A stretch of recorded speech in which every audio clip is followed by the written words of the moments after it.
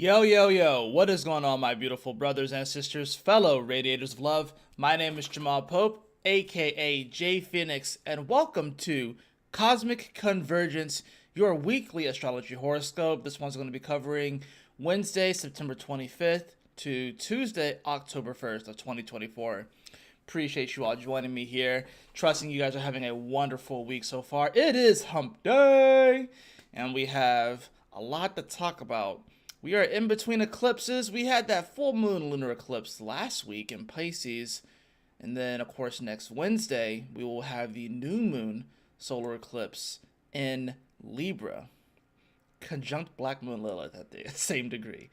So, on a south node lunar eclipse, south node new moon. So, definitely some weird and auspicious times we are in.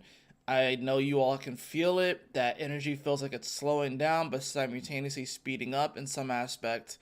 And it's kind of hard to really look deep into the future because no one really knows what's going to happen. There's so much uncertainty.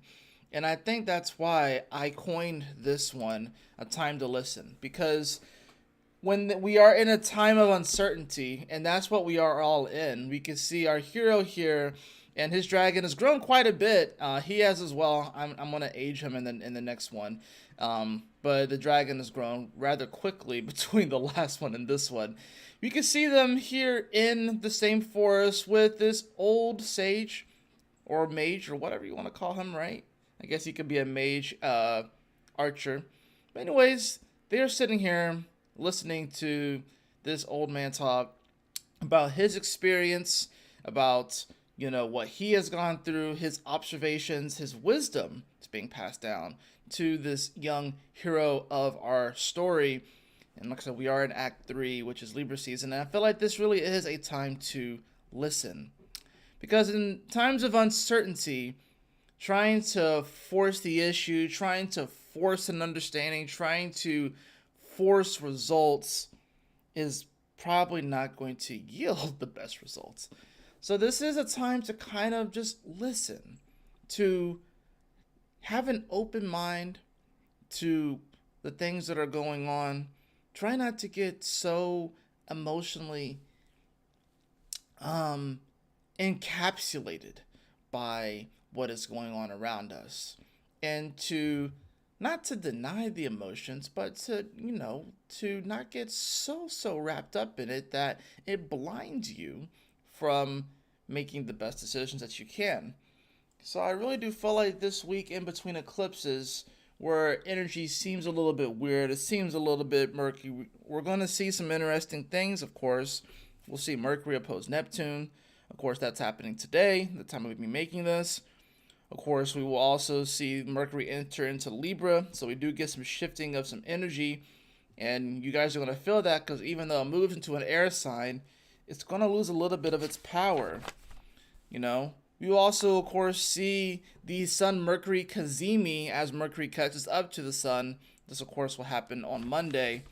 And then, of course, on October 1st, we will see that moon shift into Libra. And there's this interesting moment in the week where Saturn gains a slight bit of power, but then loses it. So it's like right now, Saturn is not really feeling super strong.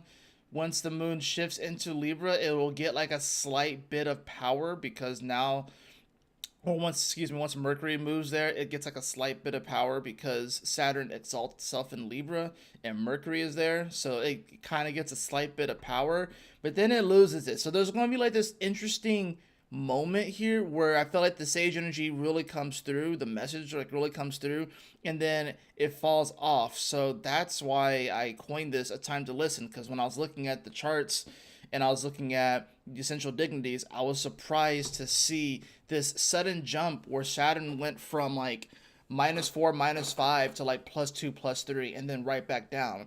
So there's going to be this interesting moment where it's almost sort of like a light bulb or like an epiphany or something that is sort of like that happens right before the eclipse. And so we'll see that. I'll show you guys that here in a moment. But like I said, this is a time to listen. Act 3, Libra season. Let's get into it. All right. So I'm going to go ahead and pull up the chart here. Take a sip of my coffee.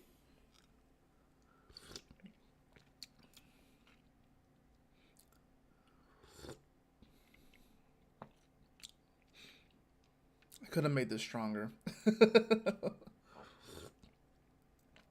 Definitely could have made this stronger, but it's okay. Not bad flavor. Good flavor. I'm being called to draw a random card too. Oh, well, there you go. We got the card of perception to start off today.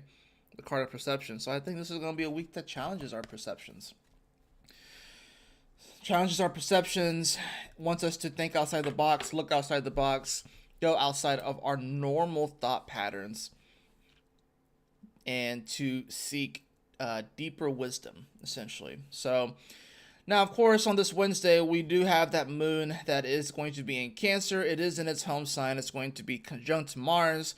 It will also trine Saturn today. Mercury is going to oppose Neptune and will trine Pluto. I did talk about this in my daily astrology horoscope, of course. But with that moon in Cancer, like I said, we are reacting, responding more to Cancerian-like things. So our own emotions, the past, our childhood, because Cancer in many ways does rule like childhood, nostalgia. The moon does rule past lives as well. So that's something that, I don't know if a lot of people know about that, but the moon does rule past lives. It also moves very, very quickly. So, emotions come and go. It rules the tides, So, especially with Mars here, people can kind of go hot and cold. Also with Venus and Venus and Scorpio can kind of affect this energy as well.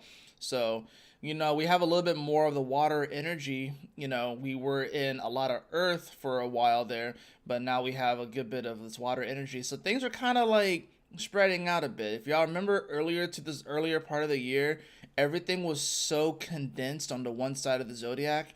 There was so much energy in Pisces, Aries, Taurus. Everything was so condensed over here, and then it's like kind of slowly kind of like spread itself out.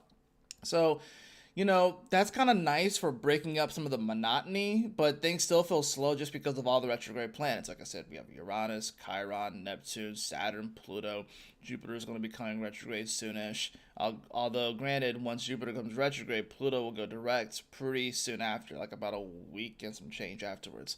So, like I said, things are kind of slowing down, but things are also speeding up. Things are kind of spreading out, but things definitely kind of feel still in a sense contracted and condensed. It feels like there's a bit of a crunch happening while things are also kind of spreading out. So this moon in Cancer, like I said, it's going to have us reacting and responding more to those Cancerian-like things. And especially with Mars here, it definitely can kind of boil the water, if you will. So, and with the day where we see Mercury in opposition to Neptune, Mercury is definitely wanting to iron out all the details. Kind of hard to iron out all the details with the Neptune retrograde in Pisces. We got to remember that Pisces rules the media, Mercury's communication. So this could be one of those moments. Like I'm saying, it's probably best to not trust mainstream media with things. You want to seek alternative media solutions if you want to get your news and stuff. Also, we have to take into consideration how this is going to affect social media and those sort of narratives. It was interesting. I was watching SWAT last night with my wife, and you can see how easily, lack of information can really start to impact an individual or impact the narrative. Essentially, the main character of the show was chasing after a bad guy, right? And the bad guy threw his gun before he was shot, and the guy he had ran into onto a basketball court where there was a lot of people at night. The main character is running, chasing him. The guy throws his gun, he shoots him, and then as he's approaching the gentleman, and he say that we need to get like a medic to save the person so we can actually interrogate the person. All of the people in the court take out their cell phones and they start filming, and then they create this narrative in their head. It was like, why would you shoot an unarmed black man when he wasn't unarmed? He definitely was armed, but they didn't notice that he had thrown the gun to the side. And even one of the officers that came back onto the scene is like, yeah, his gun is right over here. But they had already created this image in his head that the main character, also black, was like, oh my gosh, I can't believe you would turn on your own people like that and shoot an unarmed black man when those people that were with the cell phones and doing all this sort of stuff and creating that narrative in their head don't have the full picture that this individual that was shot was actually a bad guy, was actually a criminal and stuff. But they had already created this image in their head, and they made the main character, Hondo, the criminal. They made him the villain. And he deals with this throughout the entirety of the episode. So that's the thing about this, is that like we can take information that we don't have the full scope of, and people can start to create their own narratives. Well, I got the card of perception, right?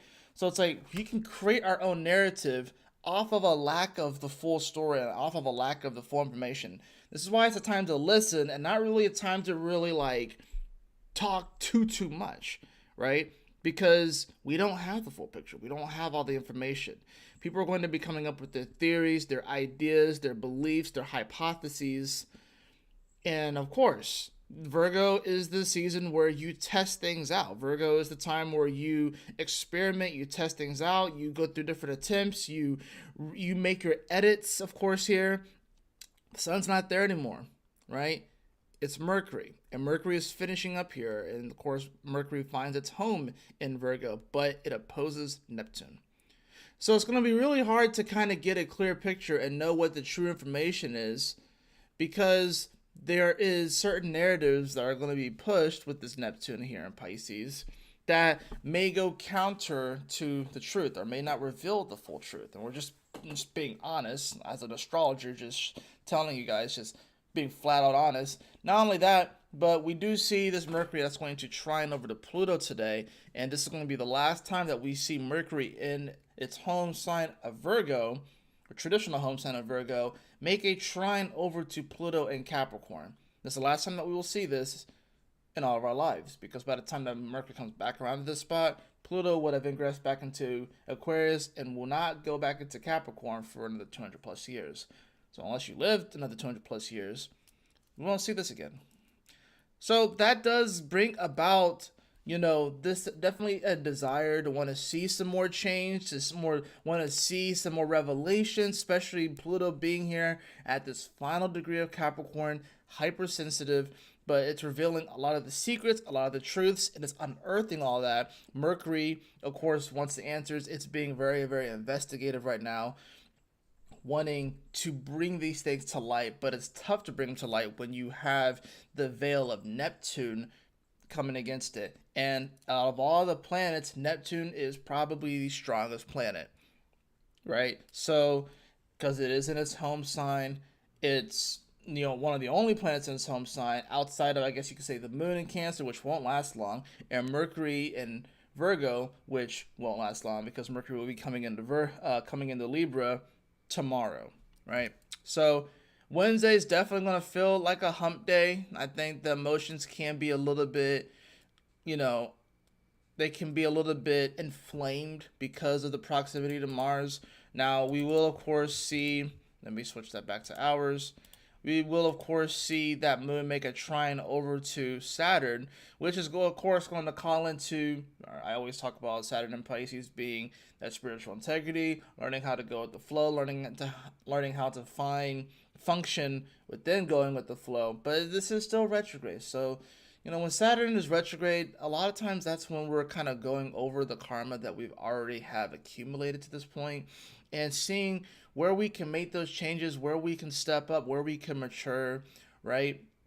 And that's really what it's about. When Saturn's going forward, that's when we're kind of establishing the new karma, So, but right now, that's the one thing I've noticed with Saturn retrograde is that Saturn retrograde isn't really that, it's not like super harsh. I think it'll bring up old lessons that we need to confront, but it's not necessarily like new lessons. It's like older lessons that we have to confront, and how are we going to react and respond differently? Are we going to act differently? If we were not in integrity before, will we be in integrity this time? So it is a bit of a test period, if you will. So that moon trining over to Saturn, like I said, at least the moon is in its home place, so it definitely does feel good. It's with Mars here, so it does give it a little bit of strength, but Mars doesn't like to really be in Cancer. So that's the thing about this. This Mars with the moon in Cancer can definitely be like a temper tantrum and then trying to go to the parent Saturn and Pisces, and it's like, well, did you learn from your lesson? I told you not to touch the hot stove, but did you learn? So there is an opportunity to kind of learn here from our mistakes, learn from our past, learn from where we might have taken a misstep before. And it can be a great moment of healing. Whenever I see trions, I do think of like a healing moment and actually like moving forward and like a harmonizing kind of energy. But it is going to require us to kind of be like, well, did you learn from that lesson? You know, I told you not to touch the hot stove. You touched it. You got burned. You know, so did you learn your lesson? You know what I'm saying? So that's the thing. We gotta take that into consideration. Or shoot, did you learn not to go into mommy's drawer and get the candies out of my drawer? Those candies had a little bit of THC in them, and then you got a little high, and you weren't supposed to get into that. Now, granted, any parent that keeps like their THC edibles in reach of their kids, that's already very irresponsible. I can't tell you how many times I hear this freaking story of kids getting into their parents' edibles, and then they eat like a 50 or 100 milligram THC edible, and they start tripping balls, and then they have to go to the hospital, and then they're given like Ativan, all these sort of things to calm down and stuff. And then this is how you get certain things banned because kids get into their parents' stuff. So this goes both ways. It's like the kids shouldn't be rummaging around their parents, dressers and stuff, but the parents should also keep anything like that, away and out of reach of their children. So it kind of goes both ways, you know. And I use that example because this is Pisces, and Pisces deals with psychedelics and drugs and stuff, right? So that's the thing about this. Maybe we put our hand in the cookie jar, we grabbed a psychedelic cookie, and then we were told not to grab it. But also, it's like, well, shit, maybe that jar shouldn't have been within reach, you know. So there's kind of an element of that. Maybe you felt like you reached into something that maybe you shouldn't have reached into, but maybe you had access to it. And I think that's the other part too. Is like I feel like, you know, I'm gonna take this to an interesting level, but it's almost like there are certain people that might have reached their hand into the cookie jar and discovered something that might have been, you know, made them anxious or apprehensive or a little bit unnerving. And we're starting to get disclosures and revelations, and it can make people feel very uncomfortable, you know? And it's sort of like, shoot, it's almost like an ignorance is bliss kind of energy. I feel like some people right now are like ignorance is bliss, which is why you're actually seeing, a lot of, I mean, no knock on religion, but this is why you're starting to see a lot of people kind of go back to religion, is because they kind of they went the spiritual path, whatever like that. They started meditating, started learning more about themselves, and they started unearthing uncomfortable things. They started going back into their childhood and having to deal with these certain like different traumas or different things that came up, and they have to confront those things and see where their responsibility was in the whole thing. And maybe there's things that they couldn't help. And they have to like kind of like learn who they are again, but they had to unlearn so much. And it's almost sort of like, man, I wish I had never put my hand in the cookie jar, because ignorance would be bliss right now. But is it really bliss? Is it really? It may seem blissful, but this is why you're starting to see a lot of people within the spiritual community dip, because it's too much. The path is too hard. And, maybe they feel like they know too much, right? But this is one of those moments where it's sort of like a Pandora's box kind of deal. Once you open it, you can't stuff it back in. And I feel like that's where a lot of people are going to start to kind of lose it a little bit with this Mercury opposed Neptune, is because maybe they try to stuff it back into the box wishing they had never opened it, but it's happened. The information is there. They know it now. It's in their subconscious. It's in their consciousness. You can stuff it down as much as you want, but it's there. Once you're awake, you're awake. Once your eyes are open, they're open. And trying to go back to sleep is very, very difficult, right? So you can delude yourself into thinking that you can go back to sleep with that Mercury opposed Neptune, but you can't really go back to sleep. So that's the other element to this. It's, touching the hot stove when we were told not to, and we burn ourselves. And, also now we have the memory of us touching that hot stove. It's actually like in our fingers. It's in our hand. It's burned into our our DNA, if you will, our energy, if you will, reaching our hand into the cookie jar that we're told not to reach into. We reach into it, discover some shit, and now we don't want. Now we want to try and unsee it, but we can't really unsee it. So how do you deal with things and energies that you've seen or experienced, and you try to push it back in because maybe it's too uncomfortable? Well, this is where we have to learn resiliency. And I think that's the thing about this is that, like, I feel like if we can learn some resiliency, which is kind of the nice thing about Mars in Cancer, is that it will teach us to be a little bit more emotionally resilient, right? Especially with these trines over to Saturn and stuff. It can teach us to be emotionally resilient in the face of uncomfortable things, but we have to be able to keep our emotions in check, not deny our emotions and deny the way that we feel, but to keep them in check so we can properly move forward in our life. And like I said in my video, like I said in my weekly, like my daily astrology horoscopes, like if you can control it, if it's something that you can do about it, cool. If you can't, it is what it is. You can still be upset about it, you can still be whatever about it, but it is what it is. Don't allow that to take up so much space and so much energy within your being that it keeps you from walking your spiritual path. There's some things that you can do something about, some things that you can't. And it kind of just is what it is. And it's okay. Someone else will be able to help with that. We have to, it's the whole teamwork makes the dream work. We have to trust that God's going to come through, right? So a lot of people think that God and astrology don't go hand in hand, but they definitely most certainly do. They're not diametrically opposed or mutually exclusive. So I always mention God when I do these videos because I believe in God. That's the only word I can use for it. I mean, I can use like spirit and universe, blah, blah, blah. I'd rather just use the word God and stuff. And honestly, truthfully, the word to describe God is that doesn't even do it justice, but that's just what I use because that's the language I have. You know, that's what I have to go off of. So now, as we move into the next day for Thursday, right? We will see this moon in that final decan of Cancer. It will move into Leo. It does make a nice little sextile over to Chiron, although this is sort of like, no, excuse me, not a sextile, a square to Chiron. Why did I say that? It's going to make a square to Chiron here at 22 degrees, right? It's also going to make a sextile over to Uranus. That's what I meant to say. But of course, this is happening pretty early in the morning, so unless you're in Europe, you're not going to really feel this, because this will be like in the middle of your evening.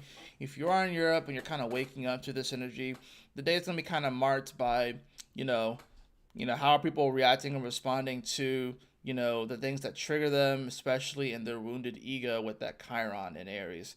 But how can we also take that wounded ego and find the lessons in that and actually use that to kind of propel us forward? Because like I said, Chiron is the key to your superpowers. And when you can confront those things that wounded your ego and you can see how it's actually made you better or how it can actually make you stronger and not actually play victim to it, then you can see you could take quantum leaps forward. Especially with this being 22, 2 plus 2 is 4. 4 is Aquarius energy, Uranus energy. So you can either take quantum leaps forward or you can take quantum leaps back based off of how you react. You're reacting, responding to a challenge to your wounded ego, right? And we all have a wounded ego. We all have one, right? So we will see, of course, Mercury shift into Libra as well. So that's going to happen, really early in the morning here on the East Coast. We'll see that moon actually shift into Libra at the same time that this moon is in square to Uranus too. So that's pretty interesting. But, as the day progresses, we will see that moon make the sextile over to Uranus, which happens at 26 degrees. I do think it's interesting that we will see Uranus hit 26 degrees when it's been at 27 degrees for quite a long time. How long has it actually been at 27 degrees? So this is 26th. It's been there for a while. So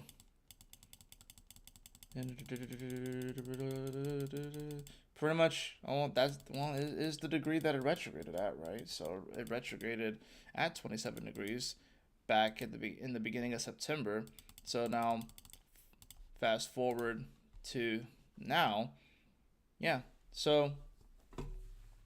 So it's been there for a while, and it finally shifts. So the energy finally moves a little bit for Uranus, and after it's been there for the better part of 3 weeks, right? So we finally kind of come off of that 27 degree, which will kind of shift the needle a little bit, So now we will, of course, see that happen. This moon will trine over to Neptune as well. And it will, of course, make the opposition to Pluto right before it ingresses into Leo. So I think Thursday is going to be kind of like a tale of 2 days, where like the first, and honestly, the moon doesn't move into Leo until like later on in the evening, right? So once again, it's like the moon trining Neptune, even though it's technically a positive aspect, this can be a moment where we make ourselves feel better about deceptions or lies or illusions or falsities, and especially with it opposing Pluto and us not wanting to look at the uncomfortable truths that are being unearthed with that Pluto at the end of Capricorn, we can definitely make ourselves, try to feel better about the things that we see and try and substantiate it or make excuses for it.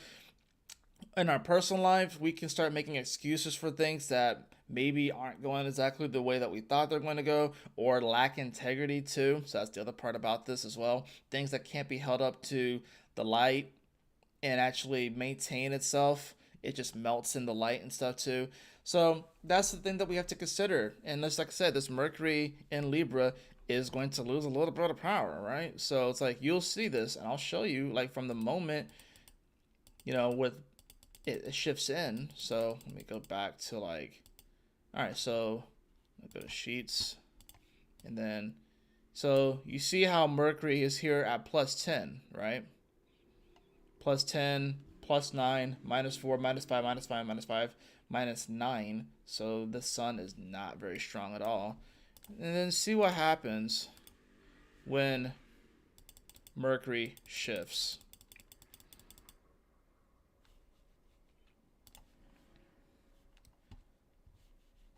So see what happens when Mercury shifts. +6, +2. Saturn does get a little bit, right? But the moon's still in Cancer. Mercury loses a lot of power, even though it's still plus. But Saturn gains power. You see how that happens? Saturn actually gains a little bit. So, like I said, this is definitely one of those moments that's going to be calling into question how well can we mature in these situations? How well can we maintain our integrity here? And that these are some big lessons that are kind of coming up in between these eclipses. So just things to definitely keep into consideration. Also take into consideration what's happening up here and how we have planets that are slow. The moon is, of course, out of bounds. It pretty much goes out of bounds every time it comes into Cancer, which can make things, anytime a planet is out of bounds, energy is a little bit more hyperbolic, a little bit more, what's the other word I'm looking for? Hyperbolic is the main word that I see. It's a little more exaggerated, if you will. So take that into consideration as well. We can also see that Jupiter is moving very, very, very slow right now. Right? It's only moving 2 minutes a day. And by the end of the week, it'll be like 1 minute. So it's moving very slow. Very, very slow. So just things to, of course, take into consideration here. Let me move this back. I don't know why it does it where it like moves the whole freaking thing. Right? So anyways, we'll see that moon shift into Leo. Right? And of course, at this point, if we go, I just like showing you guys the sheets because I think it does make sense. You'll see, bam. Now we go from a strong moon to a weaker moon. It goes to -5, right? So the things that are the strongest is Mercury at +5, and then we have Saturn at +2. All right, so that's the thing. Like we get like this increased energy with the Saturn, but then it's going to start to slowly lose it again. So this is that kind. I think this is that moment where we start talking to the sage. We start talking to the sage.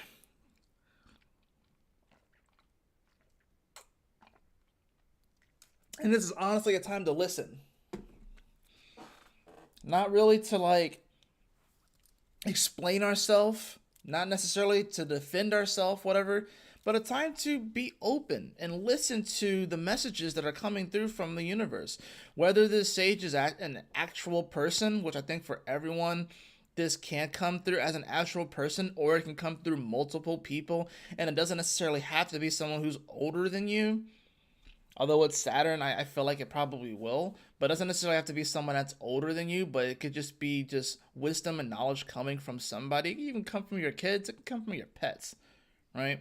But this is going to be a time where we need to really listen. And when Saturn gains a little bit more power, this is going to be a time to really listen and see what kind of information is being dispersed here, given, and to not take everything at face value as well. Especially, we have to consider the sources of what we are listening to. You know, I think it would be better to listen to more independent, more non mainstream information. You know what I'm saying? Not to get all of your truth from super mainstream, established places, networks, etc. You know, I think these are things to really take into consideration. So, now, if we go back to the charts for Thursday. So, we had that moon that's going to shift into Leo, right? And definitely it's going to bring a little bit of spice to things, which I think is good. I think we do need a little bit more of the spice in our life, and I think that's what people are kind of looking for, to kind of break up some of the monotony that's been all the Virgo energy. And like I've been saying, I told my dad this, and I told my one of my coworkers this. They actually have the same birthday, September 2nd, so they're both Virgos.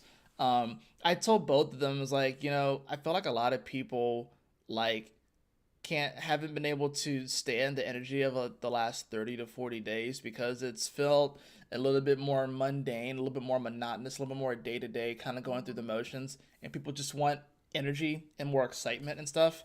But Virgos have been thriving in it, because it's like I finally have some peace and quiet, and I can actually think a little bit clearly.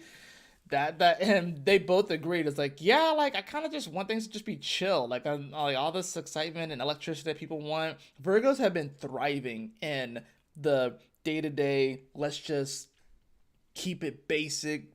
I just want to do my thing, and just not worry about all the crazy stuff. So, but things kind of spice up a little bit. It is now Libra season too, so things get a little bit more dramatic in Libra season, especially with the ruler of Libra, Venus in Scorpio. So that's the thing about it. And of course, this moon moving into Leo is going to spice things up as well. So as we shift into Friday, we're not going to really see a ton of things happen astrologically, just still building up to some of these energies. We can see that the Mercury Sun Cazimi is building up, of course, with the South Node here. And we will see, of course, the moon make the sextile over to the sun, right? And that'll be happening at 4 degrees here. It will also start to square Venus on this day as well. And it will also, by the end of the day, make a sextile over to Saturn. Now, granted, these aspects kind of happen a little bit earlier in the day, so if you're in Europe, you'll probably experience this a little bit more. But those of us on the Western Hemisphere won't really see or experience this too much, except just through our dreams. Now, as this moon progresses throughout the day, and we see that this Cazimi comes even closer and closer and closer, which of course won't happen just yet, but it's going to be coming into its fruition over the weekend. We will see essentially just the moon going through Leo and not really doing a whole lot, you know what I'm saying? So the sun and Mercury are still separated by about 2.5 degrees or so. Yeah, so I think Friday's kind of be one of those days where it's like I said, it's not like a ton of stuff happening. Like, we'll see the moon make a quincunx over to Saturn, but that's going to be like later on in the day. So whenever the moon's in Leo, we are reacting, responding more to Leo like things, our creativity, our passions, our heart, you know, just the way that we shine, the way that we kind of show up in life in many ways And with the Quinn comes over to Saturn, it can be a little bit awkward because we still have to ask ourselves, are we within our spiritual integrity? Are we listening to this dude? Or are we just trying to be the main character and be like, I'm the main character and I have plot armor and nothing can happen to me and, hear me roar. It's like, no, sometimes you got to sit down and listen. Sometimes, yeah, you are the main character in your life, and yeah, sometimes you do have plot armor, but there are other times where you just quite frankly get your ass kicked, and it's like it's okay. You got to sit down and listen and learn and just see what you do. It's like I'll just use sports as an example. Like you can have like a person like a really great quarterback, right? So you have like a really great quarterback, and they are generally very good. You have a bad game, maybe you have a string of bad games, you know?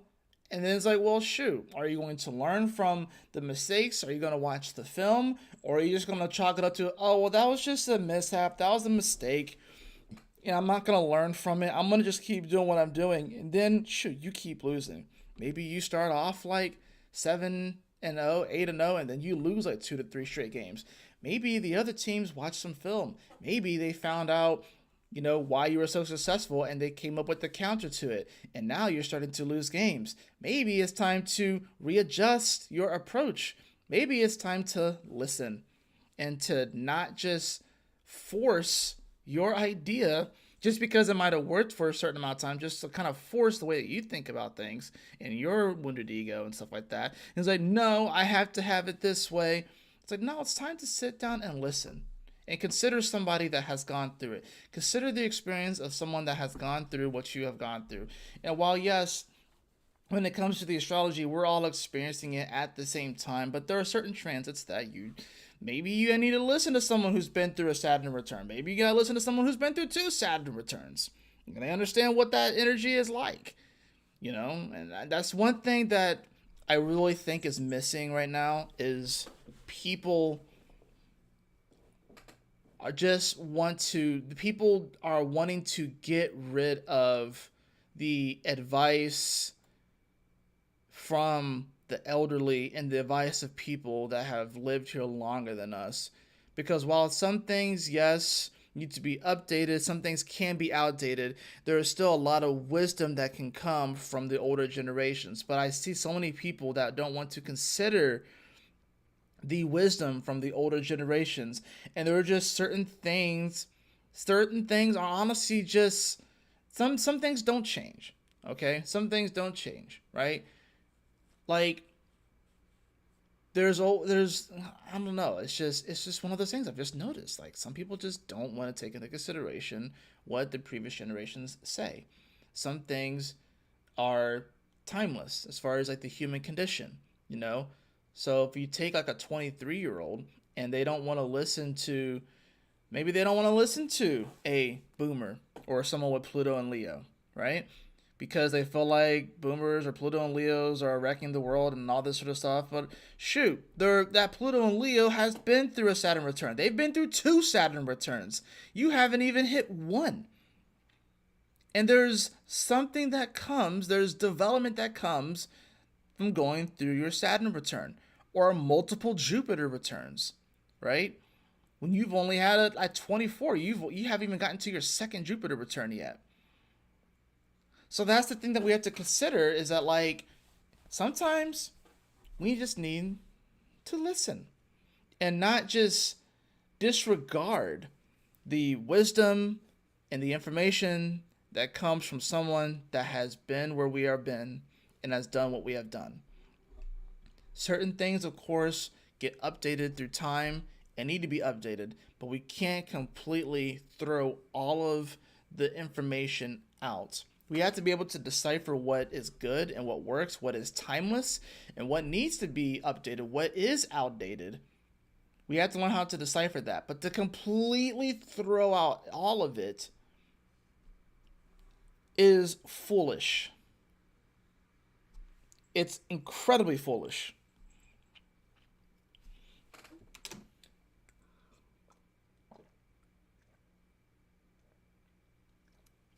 This is why it saddens me that so many people have bad relationships with their parents.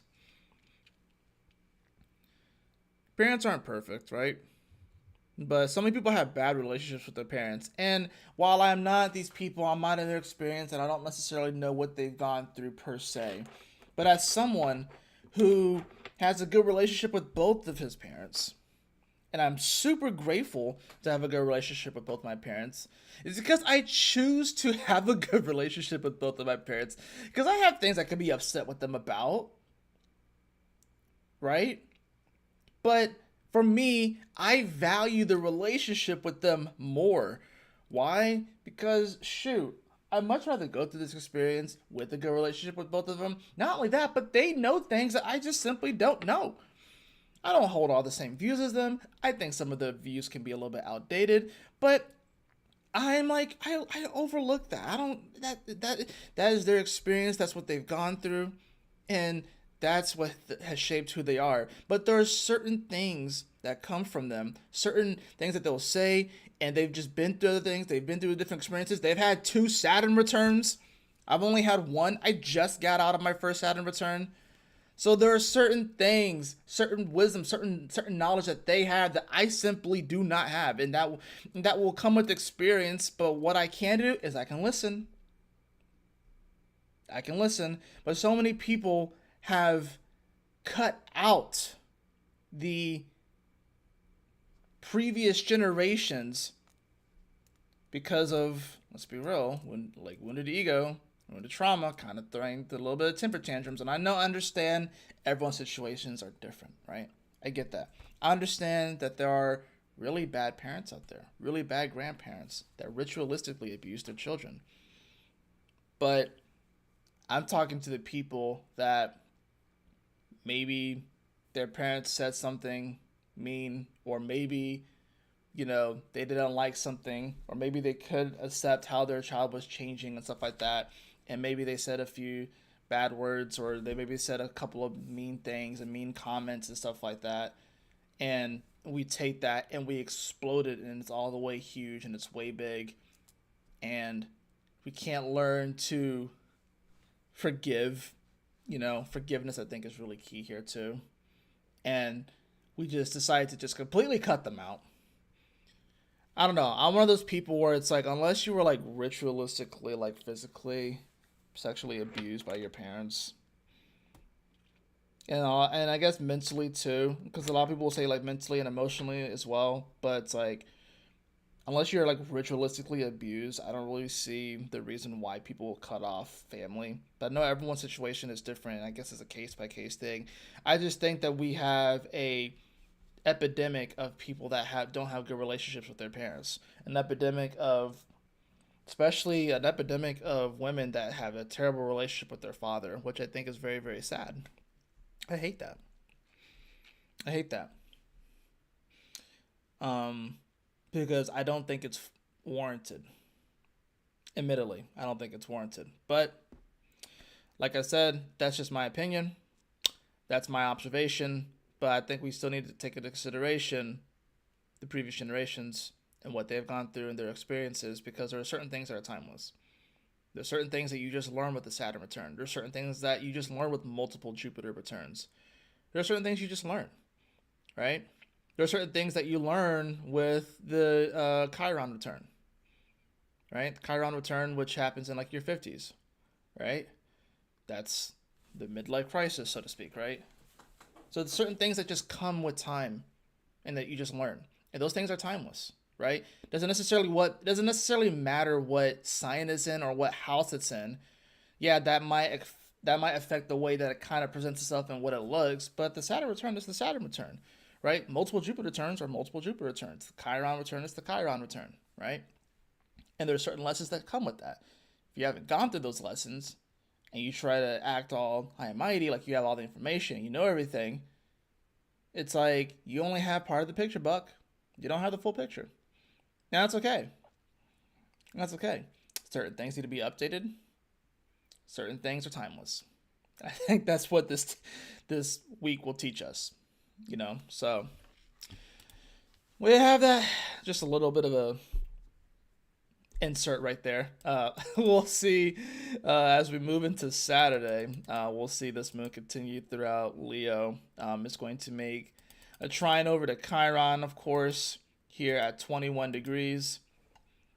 We will see that Mercury Sun cazimi getting closer and closer and closer, but they won't quite conjunct, believe it or not. They don't conjunct for another few days. So we're going to just feel this tightening energy, especially as we get to that new moon solar eclipse. But we'll see that moon make that trine over to Chiron. We'll see it make a square over to Uranus. And that's pretty much all she does Saturday. Saturday's another one of those days where it does feel a little bit more chill. Now the sun will be on the south node this day, opposing the north node. I think that's pretty interesting as well, because it does kind of bring up these elements of fate, especially when you take into consideration that we have a cazimi that's building at the time that the sun is on the nodes. Of course, the nodes are ruled by the moon. These are the lunar nodes. And guess where the moon is? It is in quincunx to Neptune and Pluto, which are ancestral to each other, and they are quincunxing the moon, which creates a yod. So Saturday night going into Sunday, very fated energy, with the sun on the lunar nodes and the moon being involved in a yod, of which the finger god is pointing to the moon in Leo. So very, very, very important. I would say these, if you have any planets around, 26, 27, 28, 29 degrees Leo, even 0 degrees of Virgo, pay attention to that, because that planet is getting triggered pretty heavily. Or if you have any planets around these spots, like I have the moon personally at 28 degrees of Neptune, right? So the moon is going to be actually quincunxing my natal moon, right? So just pay attention to that, because I think this is going to be, like, by the way I would interpret it, is that like just some fated moment that's just supposed to happen, and it's going to, with the moon being in Leo, somebody's going to be center stage, because Leo does have that center stage kind of things revolve around me kind of energy. So something's going to happen to someone center stage. It's going to be very very bright. It's going to get very, very, very public, especially with the sun and Libra. It could deal with some relationship type things as well, but with this being the south node, it can kind of get a little bit dark and a little bit weird too, a little bit toxic. But definitely we're going to see something.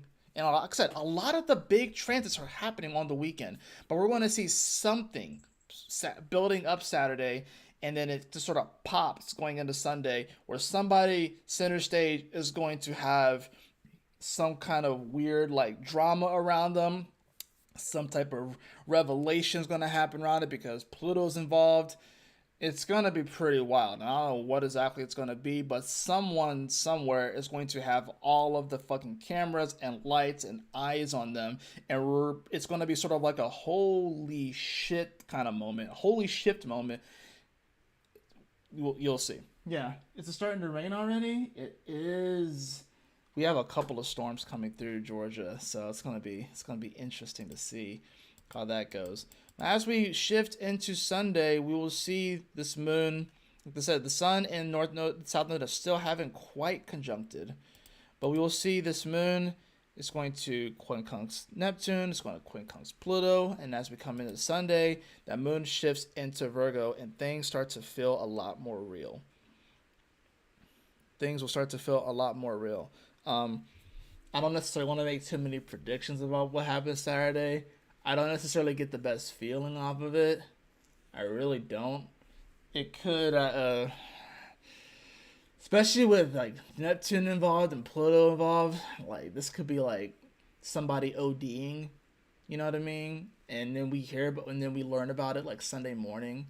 Like someone may OD, someone like very famous may OD, or something may happen to someone very, very famous, and then we learn about it Sunday morning, or most people learn about it Sunday morning, and people wake up to it, and that's like the reality that people wake up to, right? By this time, the sun has moved past the South Nova, and then Mercury catches up to it, right?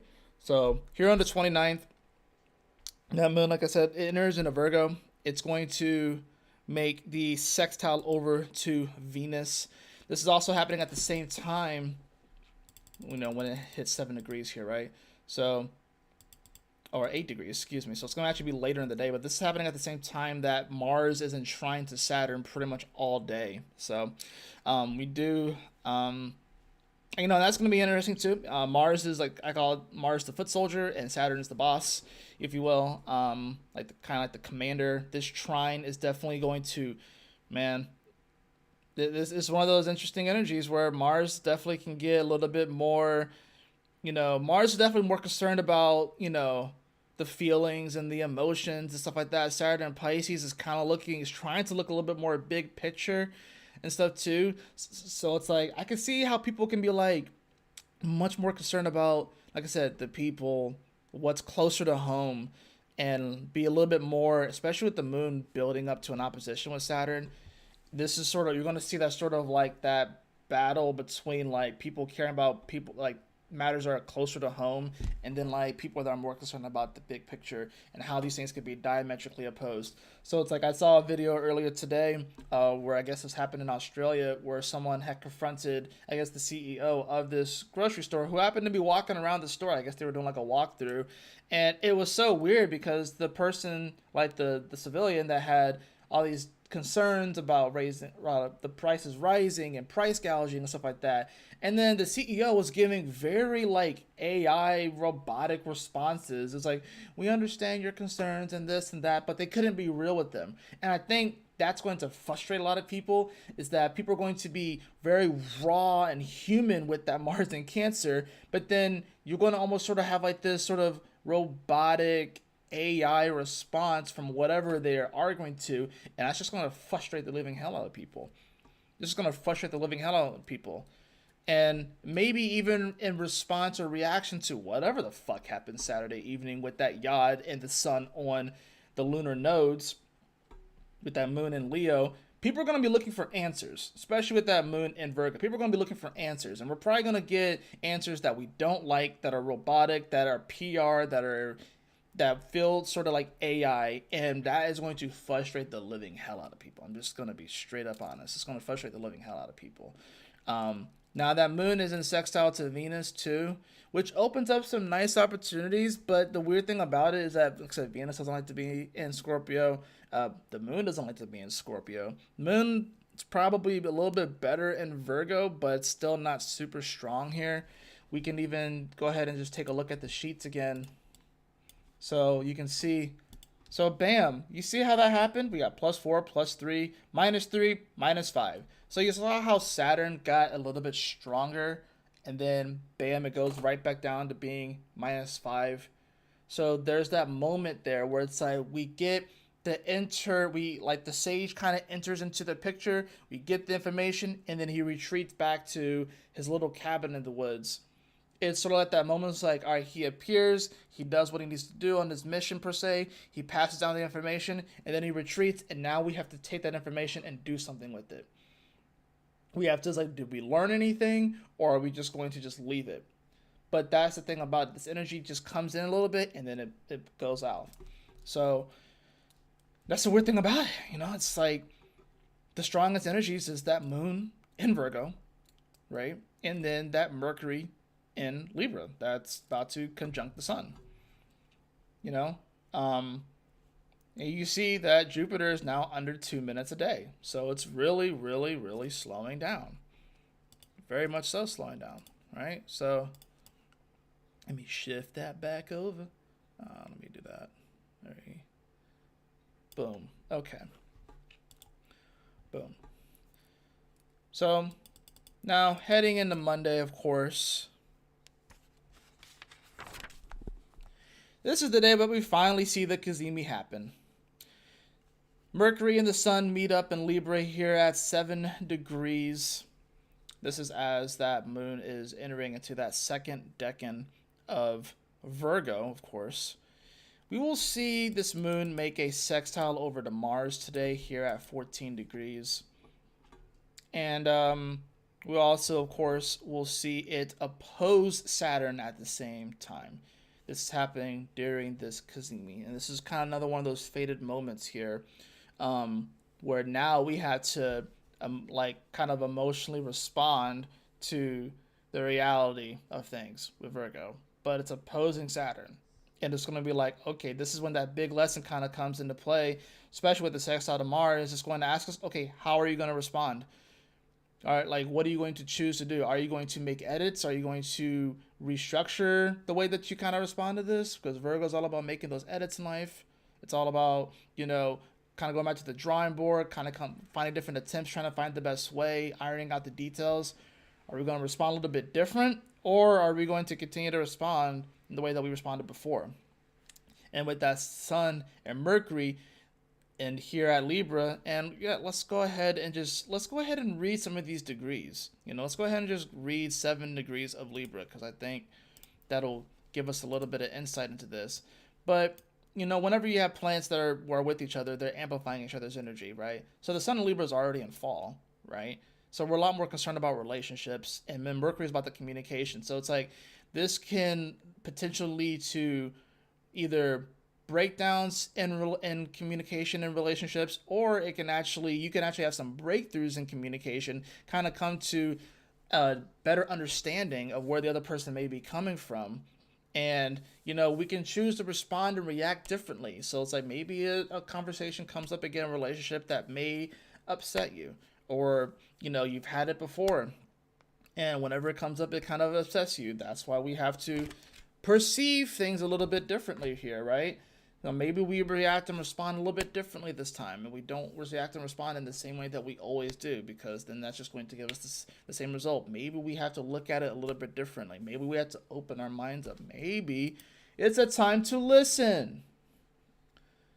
It's a time to freaking listen. So if you do get into those deeper conversations this week, or a little bit more heated, take time to listen to the other person, please. Don't talk over them, please. Allow them to speak, and then you speak. Have an actual conversation, and don't cut the other person off. You're going to see a lot of that, though. You're going to see a lot of people cutting the other person off because of their wounded ego, and they just want to have the last fucking word. Having the last word is not necessarily going to mean that you win. And this is not about winning either. It's not about winning. This is not a week about winning. This is a week about learning and listening and understanding and compassion. That's what this is a week of. But if you're constantly trying to overtalk the other person, whether it's like your parents or even your kids or your partner, I'm thinking definitely more on the romantic aspect, right? Unfortunately, this energy is kind of rife for domestic disputes. I hate to say that, but it kind of is. There could be domestic disputes. We may see an increase of that. But if we just simply take time to listen and not try to overtalk too much, then we can actually come to some nice resolutions. But let's go ahead and read. Oops, that's not what's supposed to happen. I clicked the wrong thing. All right, let's go to. All right, cool. So we're gonna go to, what is it? 7 degrees, right? Because that's where the Kazemi is happening. Yep, 7 degrees. All right, cool. Let's go to Libra 7. Let's look that up.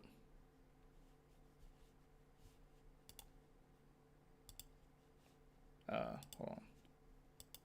All right.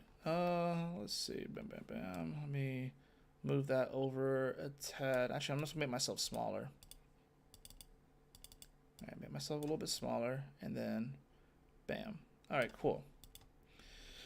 All right, a blazing fireplace in a deserted home. This symbol implies the ability or the necessity to provide warmth and reassurance in times of emptiness, loss, or desertion. Damn. I've already been saying that this is the time where we're kind of feeling a little bit lost, and there's a lot of uncertainty here.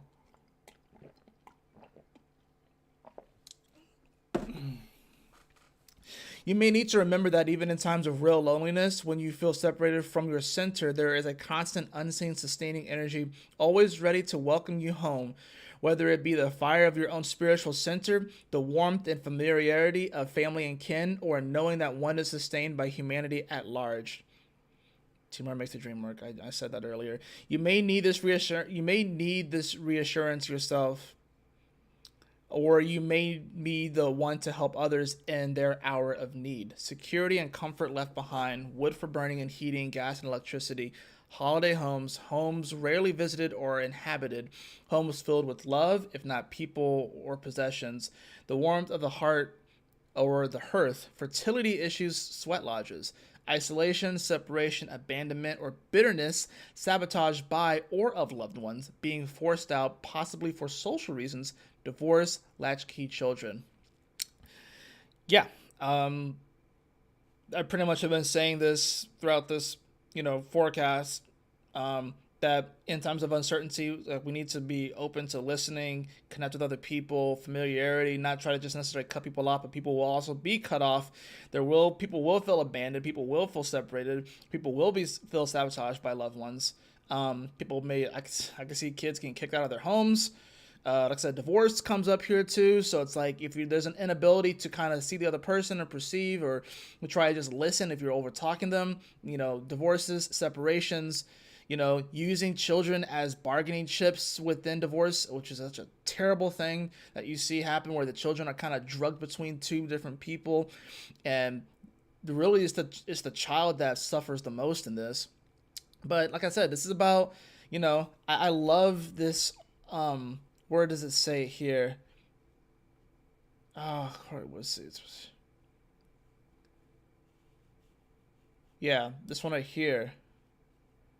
Like, that's my favorite part of this. You may need to remember that even in times of real loneliness, when you feel separated from your center, there is a constant, unseen, sustaining energy always ready to welcome you home. Whether it be the fire of your own spiritual center, the warmth and familiarity of family and kin, or knowing that one is sustained by humanity at large. Yeah, I love that part. It's like, yeah, you have to know that God is there, right? That you have family and people and loved ones, and that humanity at large, even though we may throw shit at each other sometimes, that if there's an area where you may be lacking, someone else can help pick it up. If there's an area where you may have some nerfs, there's someone else that has buffs in those areas. That's what relationships are all about.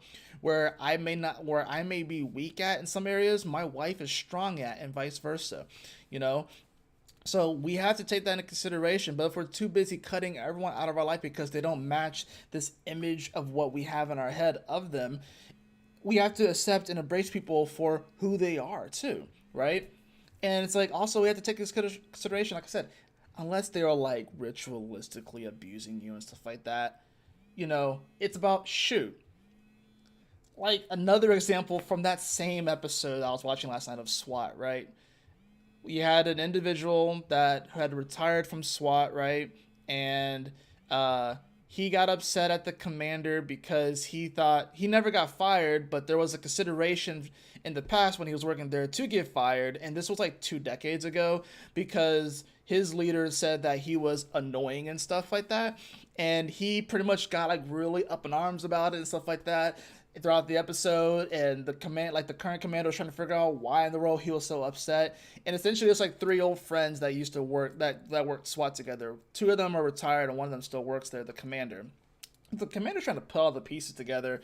Turns out at the end you learned about the dude that kind of was getting upset about everything, that his wife had told him that he was annoying because he was yelling at the TV, so just rehashed everything. And then they're pretty much like, look, yeah, you may be a little bit aggravating at times, but you're a good person. You're a great teammate. You're a great friend. And I'd rather you be who you are now than to not be that, because that's the person I've grown to love.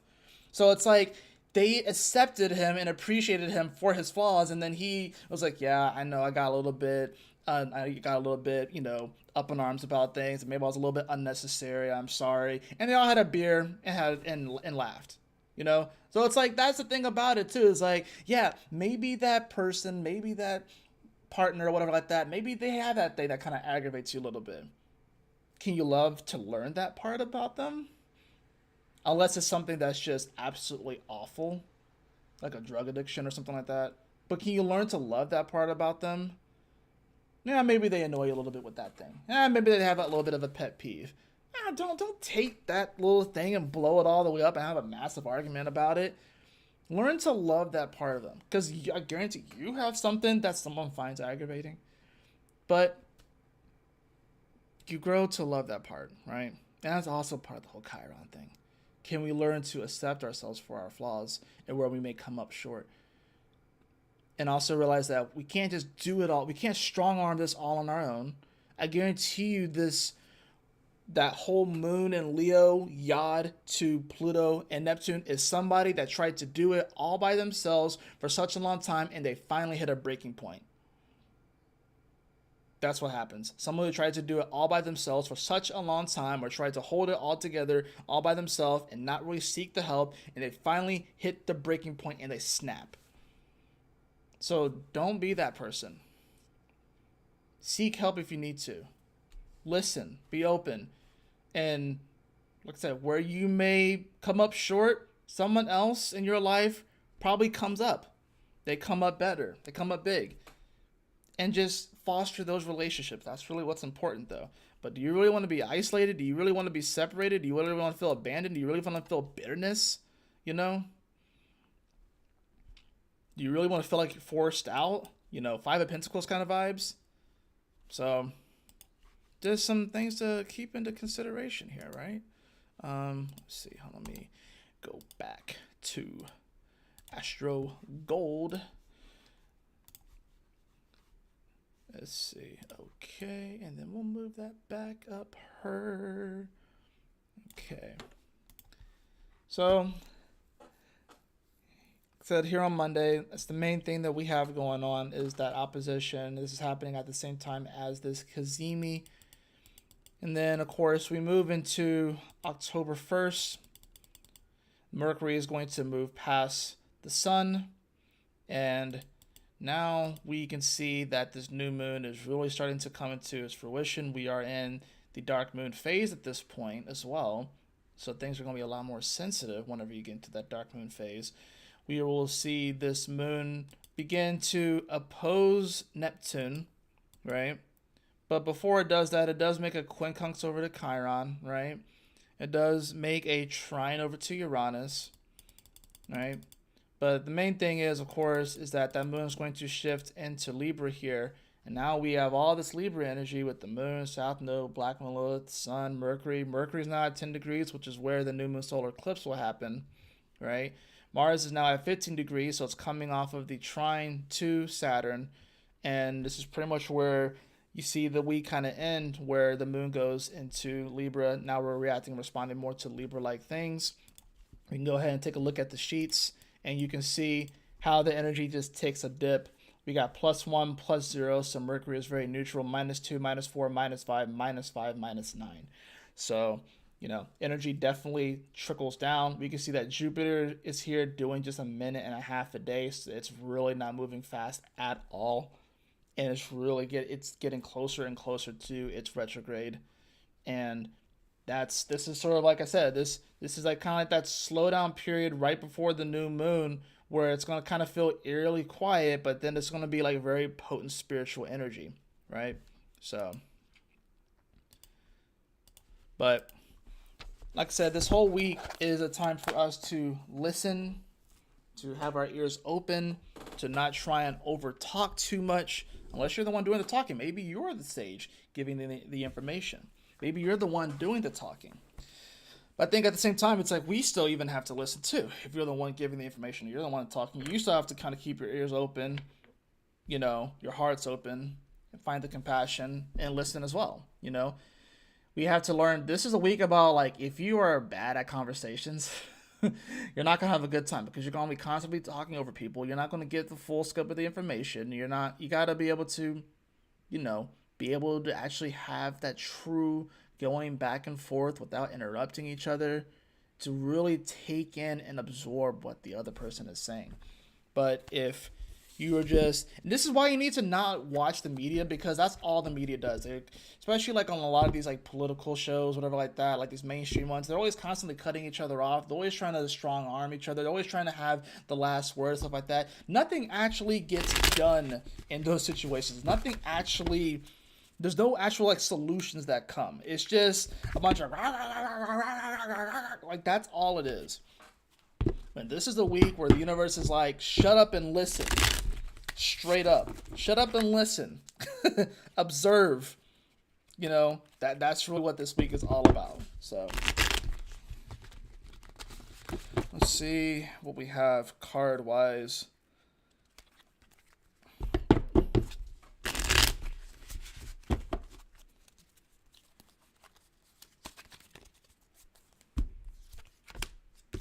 I have the Seven of Swords in reverse.